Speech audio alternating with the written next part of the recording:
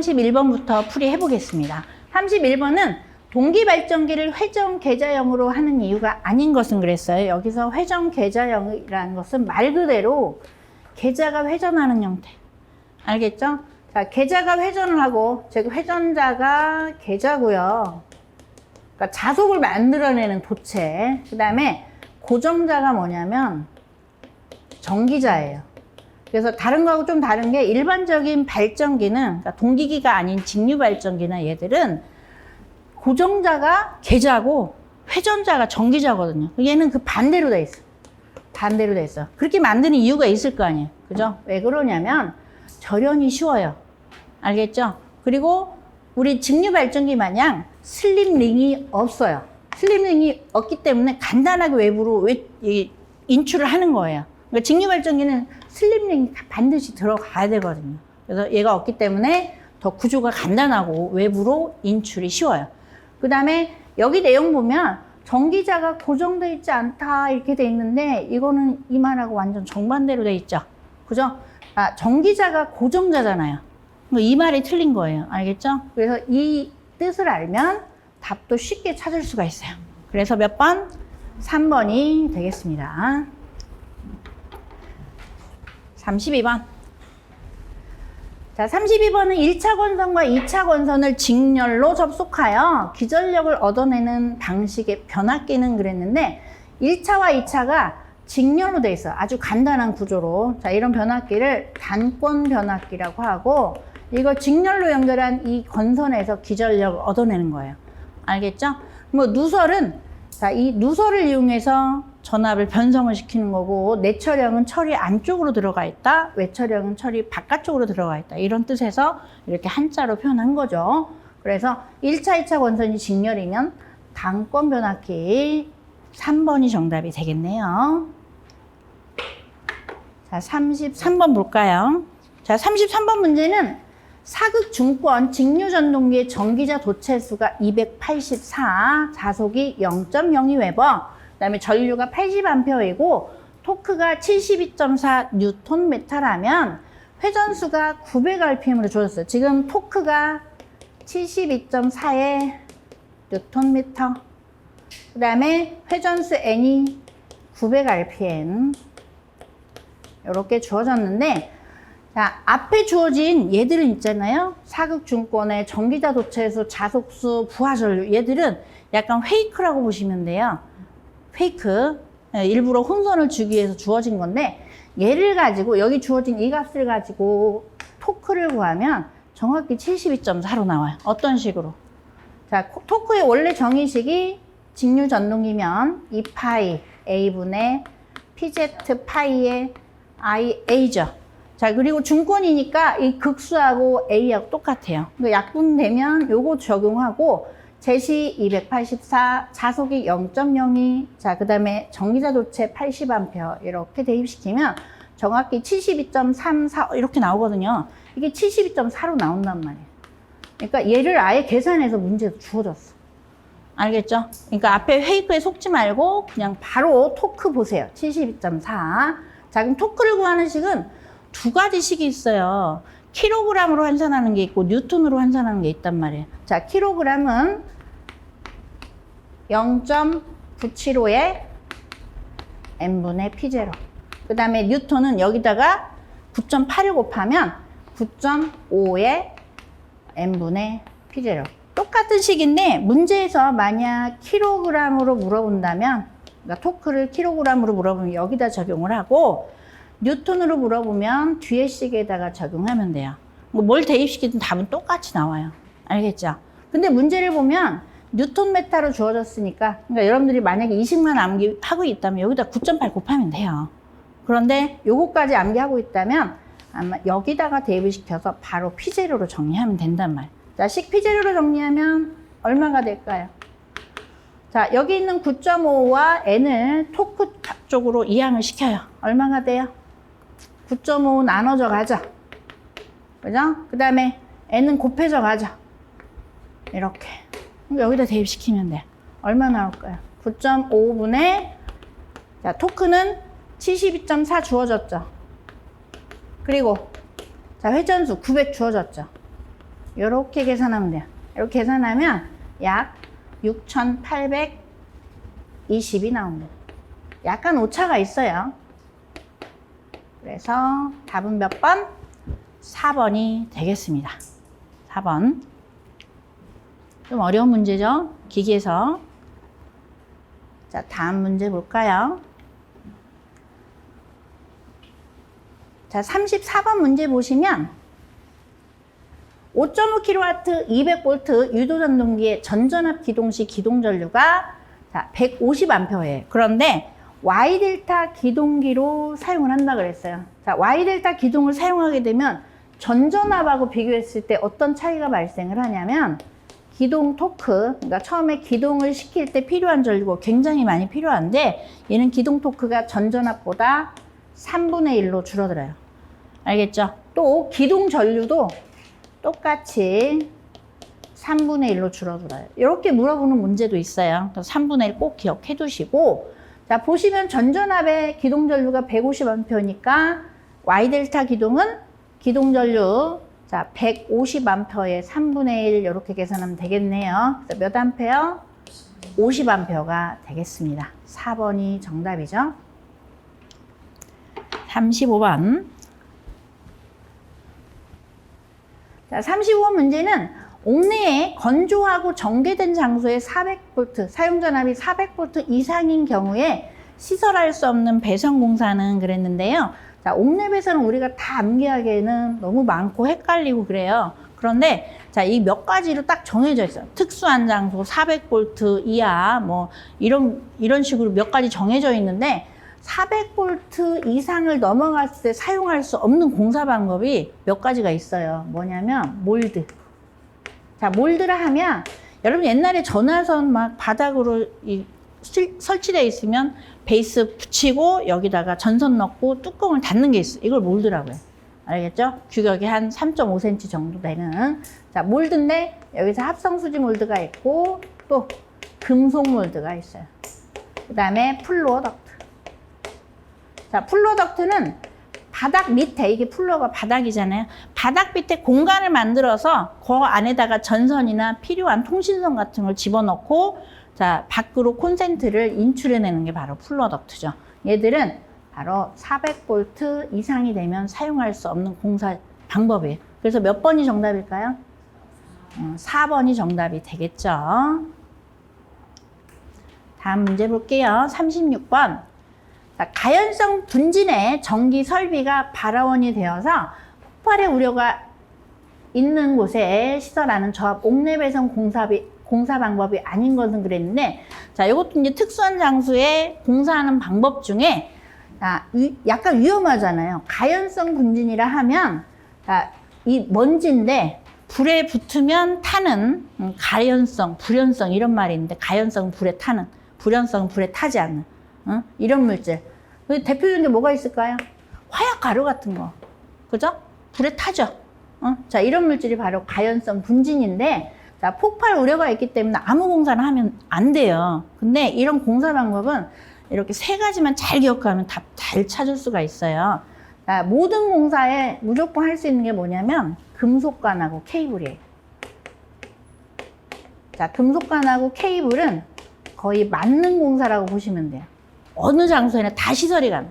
위험 장소, 물기가 있어도 되고 습기가 있어도 되고 모든 장소에 다 시설이 되는 게 금속관 케이블이에요. 알겠죠? 그 다음에 위험도가 조금 낮아지면 자, 합성 수지관. 합성 수지관은 규격이 있는데 무조건 2mm 이상의 두께를 가진 합성 수지관. 자, 위험도가 강화가 되면 케이블까지, 조금 완화가 되면 합성 수지관까지. 근데 가연성 분진은 그렇게 위험하지는 않단 말이죠. 그래서 세 가지가 모두 시설이 가능해요. 아닌 게 뭘까요? 응? 애자겠죠. 그래서 이런 문제 나오면 맞는 것은 하고 물어본다면 이 둘 중에 하나가 답이고 아닌 것은 하고 물어본다면 셋 나머지 이외에 나머지가 답이 되는 거예요. 그럼 쉽게 찾을 수 있겠죠? 다음 문제 보겠습니다. 자, 37번. 다음 중 나전선 상호간, 나전선이라면 피복이 없는 전선을 나전선이라고 하죠. 이때 절연전선을 접속했을 때 접속 부분의 전선의 세기는 일반적으로 몇 % 이상 감소하면 안 되겠는가 그랬는데요. 전선을 접속을 할 때 얘가 접속력이 너무 약하면 끊어질 수가 있잖아요. 그래서 처음 세기보다 20% 이상 감소하면 안 돼요. 이 뜻은 뭐냐면 80% 이상 유지를 하라는 뜻이에요. 강도를. 알겠죠? 같은 말이에요. 몇 번이 답일까요? 1번이 되겠죠. 20%. 그래서 20하고 80하고 헷갈리지 마세요. 다음 문제 볼까요? 자, 38번. 자, 38번은 다음 중 옥내에 시설하는 저압 전로와 대지 사이의 절연 저항을 측정할 때 사용되는 계기는 그랬는데, 자, 이 절연 저항을 측정을 할 때는 절연 저항이 보통 메가 단위예요. 그래서 그 단위를 그대로 갖다 써요. 알겠죠? 바로 메가가 정답이 되겠습니다. 여기 절연 저항 측정하는 장치죠. 자, 1번이나 2번은 문제 아까 답을 오수 테스트라고 진짜? 잠깐만요. 38번이죠? 여기 답에 2라고 써있어. 이렇게 불러줬나봐요. 문제 안 읽고 불러줘서 그래요. 다시 하겠습니다. 어떻게 할까? 다음으로 넘어가? 알겠어. 자, 3번이에요. 답 고쳐주시고요.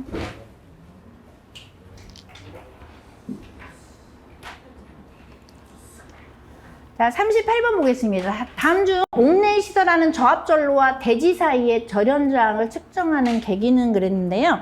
자, 절연저항은 워낙 단위가 크기 때문에 단위가 메가 단위거든요. 그래서 그 단위를 그대로 써서 바로 메가라고 해요. 측정 계기를. 그래서 단위가 메가 옴 단위예요. 이 단위만 기억하시면 돼요. 그래서 몇 번이 정답? 3번이 되겠죠. 여기서 1번, 2번은 접지저항 측정하는 장치죠. 그 다음에 마그넷벨은 도통 시험하는 거예요. 나중에 기능사 실기하면 도통이 되는지 안 되는지 벨로 테스트를 하는 거죠. 답은 3번입니다. 자, 39번 볼게요. 자, 39번은 직류발전기에서 전기자 권선에 유도되는 교류 기전력을 정류해서 직류로 만드는 부분은 그랬는데, 자, 이 직류로 정류란 말이 들어가 있잖아요. 이게 이제 답이에요. 알겠죠? 자, 이 정류자와 브러쉬를 연결해서 바로 교류를 뭘로 변환한다? 직류로 변환해서 외부로 인출하는 거죠. 몇 번이 정답? 4번이 되겠습니다. 40번. 자, 40번은 자, 이거 설비 개정이 되면서 처음 나온 문제예요. 우리 기능사에서. 자, 큰 고장 전류가 흐르지 않는 경우 접지선의 굵기는 구리선인 경우 몇 스퀘어 이상이어야 되는가 그랬는데, 자, 요게 이제 포인트예요. 큰 고장 전류가 흐르지 않는 경우, 자, 접지선의 굵기는 일반적인 구리선은 6스퀘어예요. 아시겠죠? 근데 철제를 쓸 때도 있어요. 구리선이 없어서 만약 나는 철제를 쓰겠다 그러면 50스퀘어 이상의 면적을 가진 철제를 사용하면 돼요.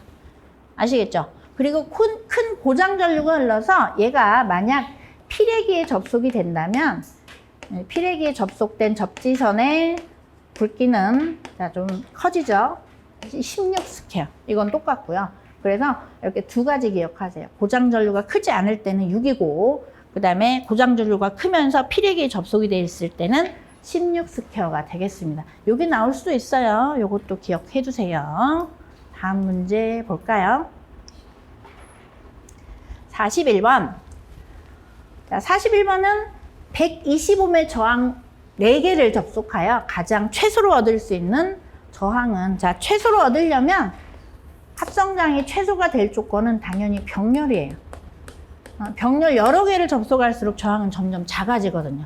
그런데 똑같은 값이 4개라면 하나 값을 4분의 1로 계산하면 돼요.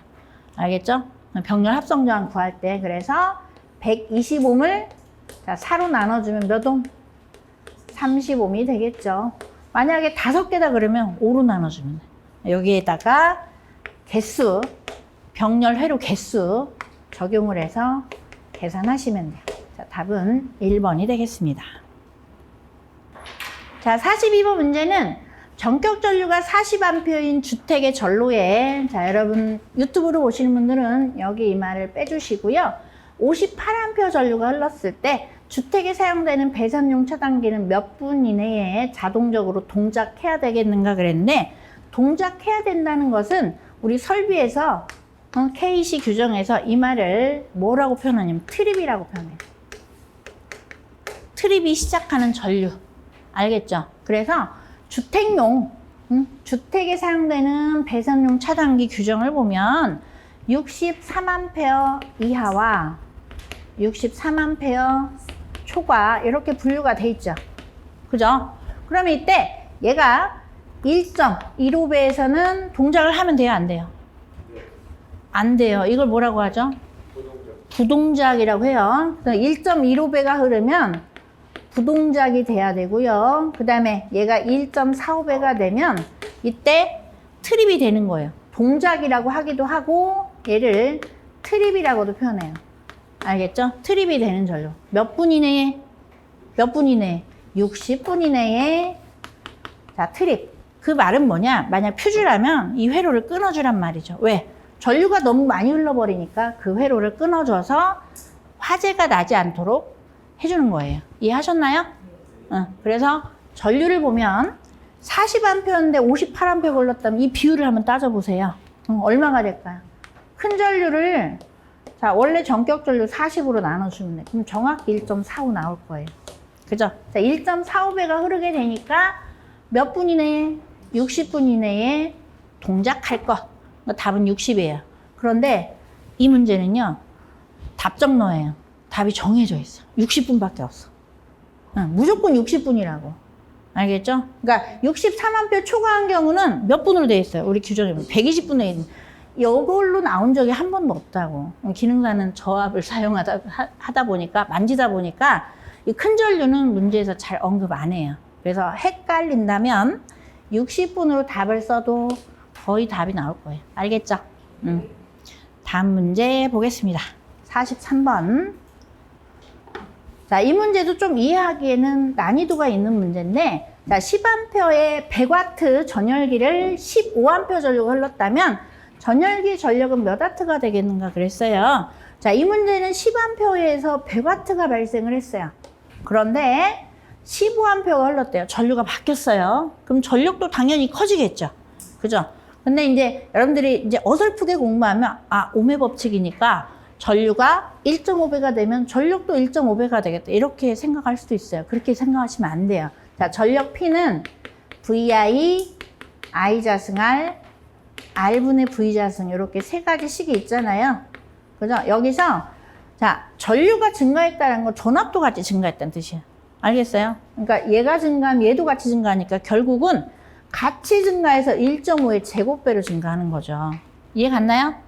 그냥 n배가 아니에요. 증가된 값에 제곱배로 적용하셔야 돼요. 그래서 권장하는 식이 요거예요. 제곱이 들어간 식.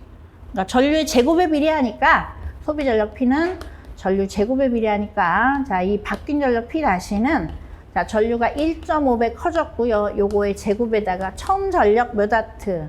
100W 이렇게 곱해주는 거죠. 그래서 요거 제곱하면 225가 되죠. 와트. 아마 보기에서 보면 150도 들어가 있을 거예요. 근데 답만 이렇게 복원하다 보니 답만 225로 답을 썼어요. 여기 만약 150이 이렇게 써 있어. 분명히 이거 덥석 우는 사람 있다고. 낚이는 거야. 그러면 돼, 안 돼요? 안 돼요. 전류 제곱배로 문제를 푸셔야 돼요. 다음 문제 보겠습니다. 자, 44번. 자, 44번은 환상 솔레노이드 내부 자장과 전류의 세기에 대한 설명으로 옳은 것은 그랬는데요. 자, 환상 솔레노이드는 이 환이 고리 완자거든요. 솔레노이드는 철심을 뜻하고 이 철심이 고리 모양으로 되어 있는, 즉 변압기 철심 같은 구조라고 보시면 돼요. 이때 자기장이 얼마냐? 뭐 자장, 자기장, 자개 다 같은 말인데 이 값이, 자, 이 철심의 길이 L분의 NI 이렇게 계산돼요. 이때 L이 만약 원 모양이라면 반경이 R일 때 2파이 R이 되고 2파이 R분 NI가 돼요. 자, 전류에 비례하죠. 이건 상식입니다. 왜냐하면 전류 때문에 자기장이 발생을 하거든요. 알겠죠? 전류 때문에 그 주변에 회전하는 자기장이 형성이 되니까 얘들 관계는 항상 어떤 관계? 비례 관계가 성립을 해요. 한마디로 자기장도 이 전류의 일종이라고 보시면 돼요. 알겠죠? 전류에 비례하면서 단위도 보면 암페어 턴퍼미터잖아요. 그러니까 서로 비례 관계가 성립한다. 몇 번이 정답? 2번이 정답이 되겠습니다. 자, 45번 볼게요.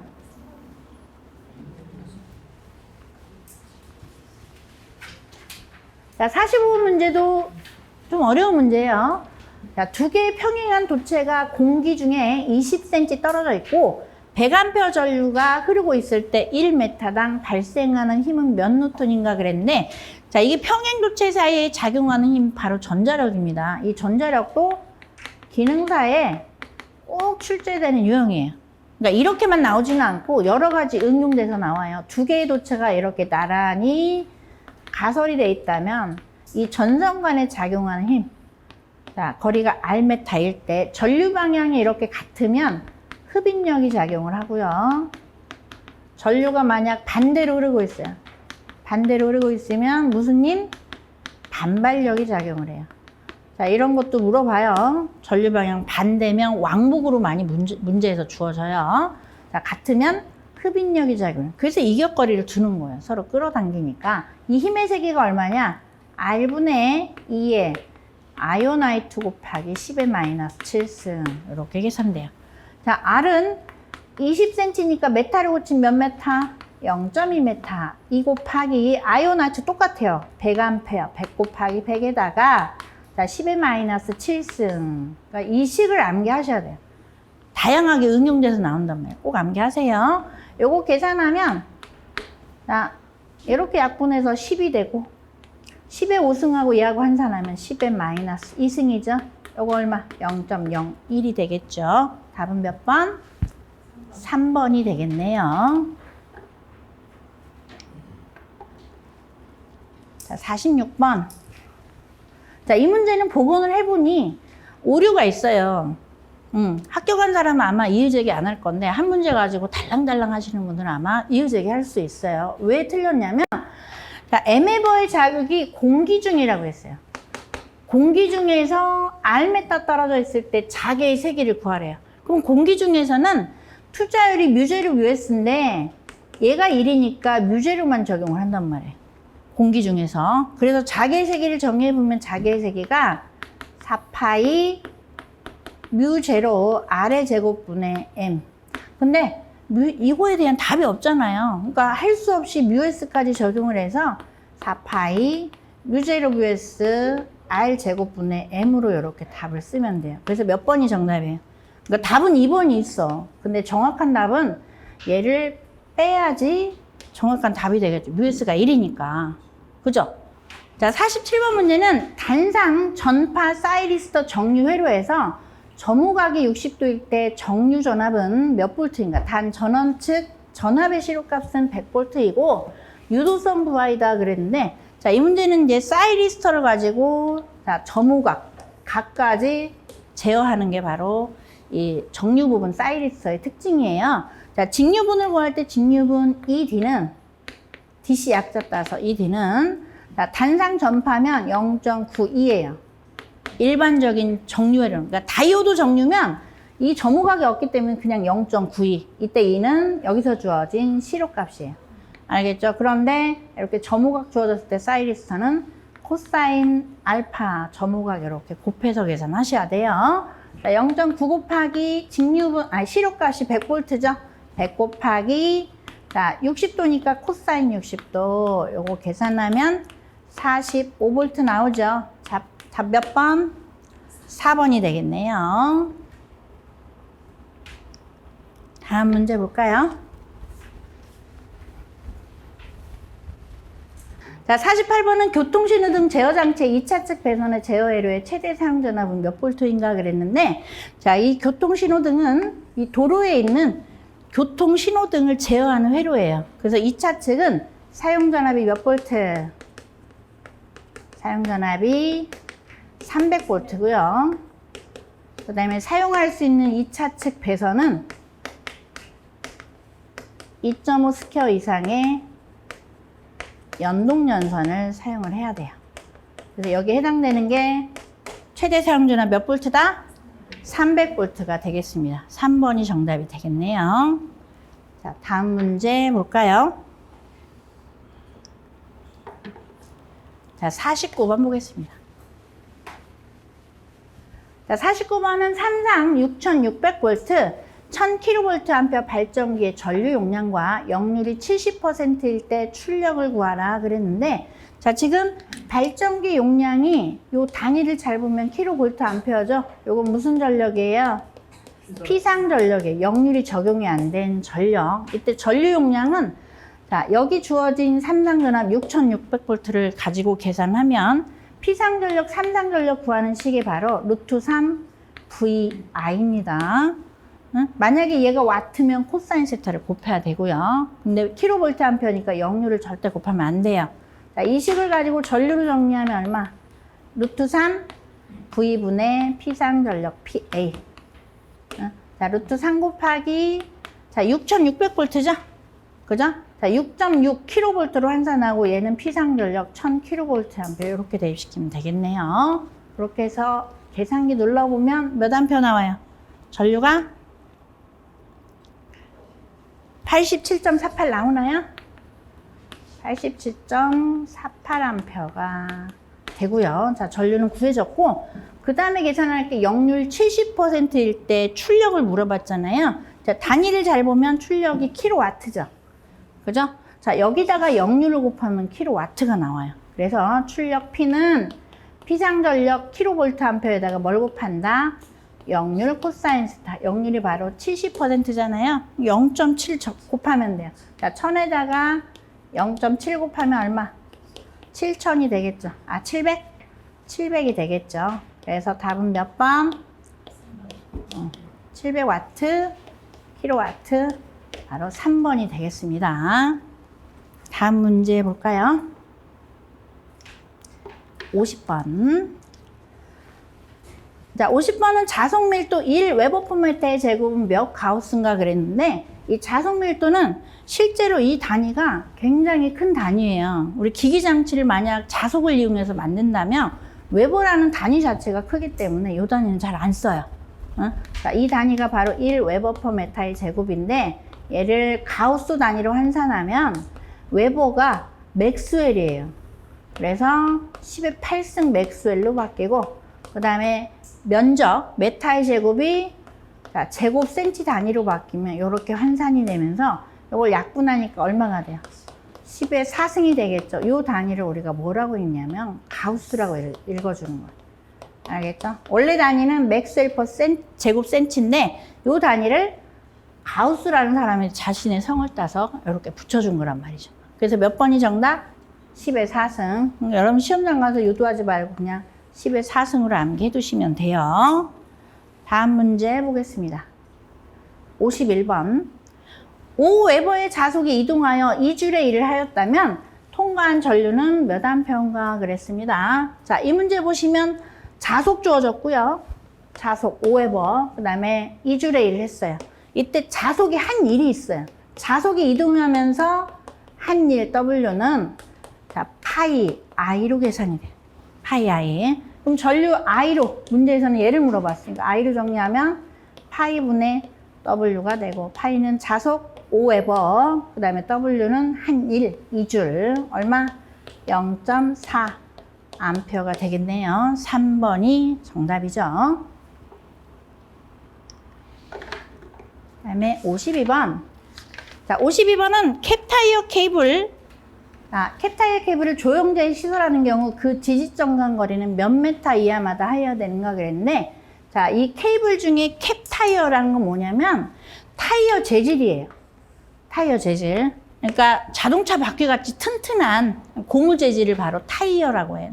타이어. 그래서 얘는 이동용 전선에 많이 사용이 돼요. 알겠죠? 타이어 재질로 되어 있는 재질이 튼튼한 케이블. 그럼 이때 조영제를 시설할 때 지지점 거리는 자 1m. 답이 들어가 버리네. 그죠? 멘붕. 이게 너무 급하게 만들다 보니까 막 수정이 안 됐어요. 자, 1m 이하마다 지지를 해야 돼요. 그래서 답 몇 번? 1번이 되겠습니다. 실제 문제는 이렇게 답이 안 들어가 있어요. 다음 문제 볼까요? 자, 동기발전기의 전기자 전류가 무부하 유기기전력보다 90도 앞선 전류가 흐를 때 이때 전기자 반작용은 그랬는데 자, 발전기 기준으로 전기자 반작용을 보면요. 먼저 앞선 전류가 흐르면 무슨 작용? 증자작용. 그러니까 자속이 증가한다 이런 뜻에서 증자작용이라고.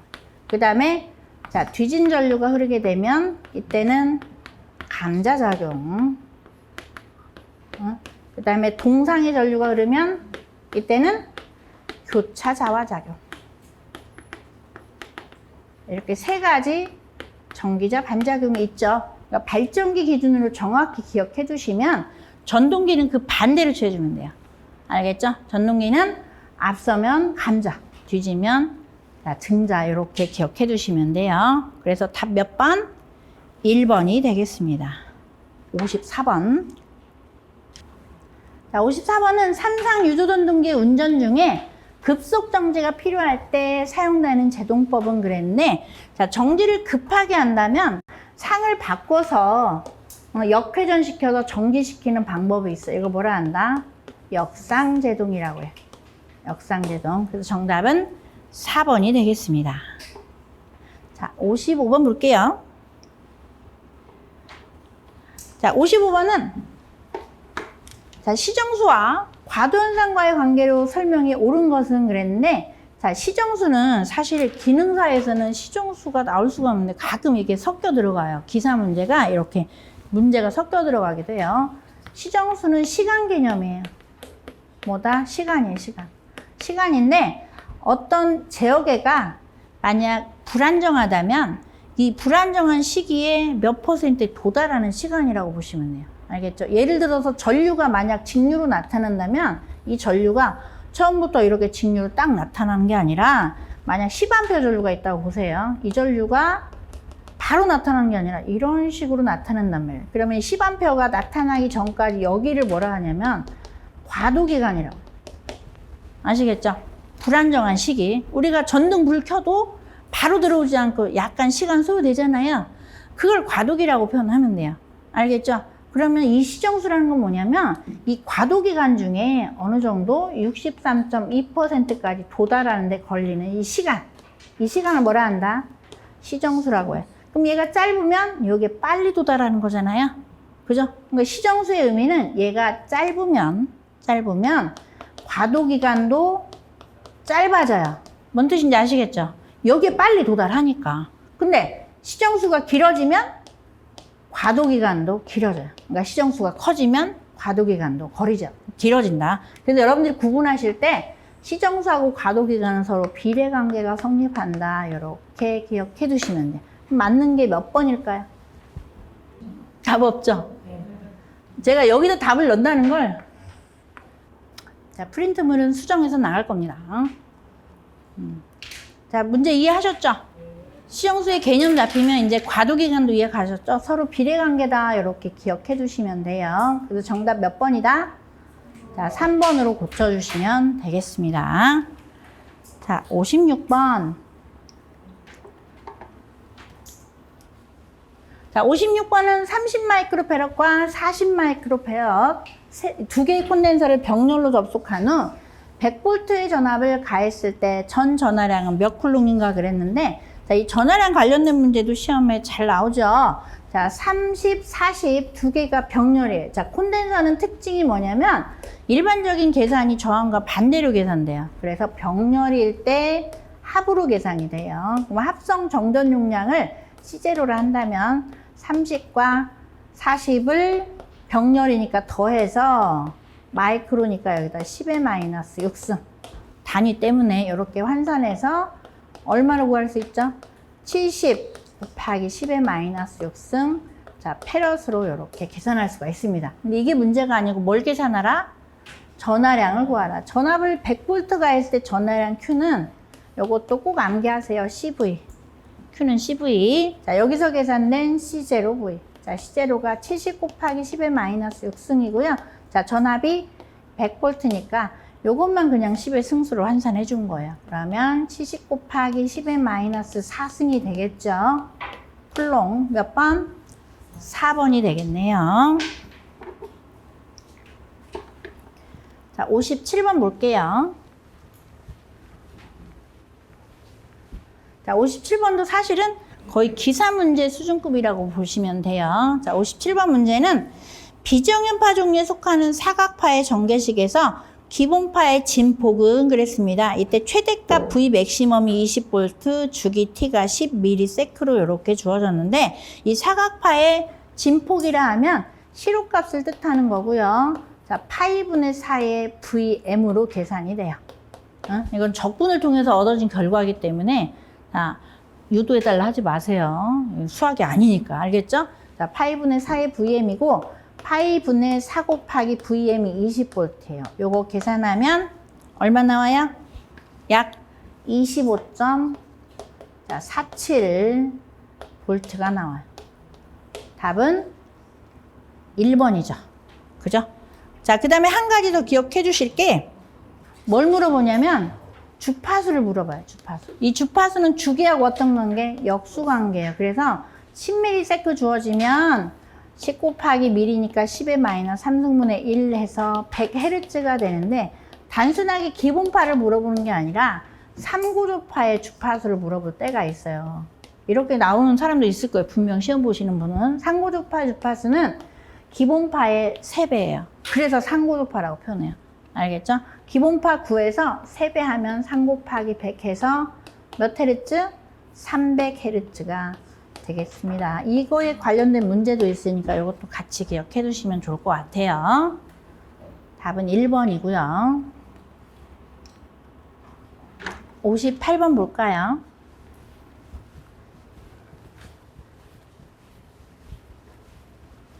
자, 58번은 3상 전원을 이용하여 2상 전압을 얻고자 할 때 사용하는 결선법은 그랬는데 이 결선법 3가지가 있어요. 자, 한 자씩 떼어서 이렇게 암기해두세요. 자, 스코트 결선, 그 다음에 우드 브리지 결선, 그 다음에 메이어 결선 이렇게 스우메로 기억하시면 돼요. 3상을 2상으로 얻어내는 방법. 그래서 정답은 몇 번? 1번 스코트 결선이 되겠습니다. 자, 59번 볼게요. 자, 59번은 슬립이 일정한 경우 유도 전동기의 공급 전압이 2분의 1로 감소하면 토크는 처음 값의 몇 배가 되겠는가 그랬는데, 자, 유도 전동기의 특징은요, 이 유도 전동기는 자, 토크하고 공급 전압의 관계가 토크가 전압의 제곱의 비례예요. 꼭 암기해 주세요. 잘 나와요, 이거. 자, 이때 전압이 2분의 1로 줄면 토크는 얼마로 감소할까요? 2분의 1의 제곱배로 감소한단 말이에요. 제곱의 비례 하니까. 아시겠죠? 그래서 얼마? 4분의 1로 줄어들겠죠? 자, 정답은 4번이 되겠네요. 자, 60번 볼까요?